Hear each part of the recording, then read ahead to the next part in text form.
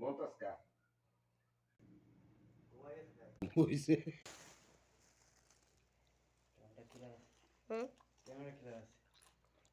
মানুষ ইয়াদো মাংস ঝুল কো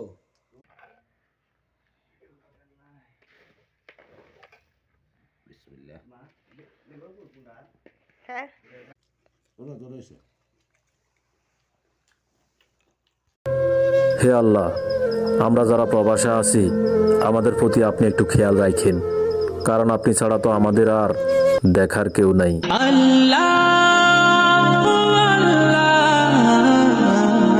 তুমি ছাড়া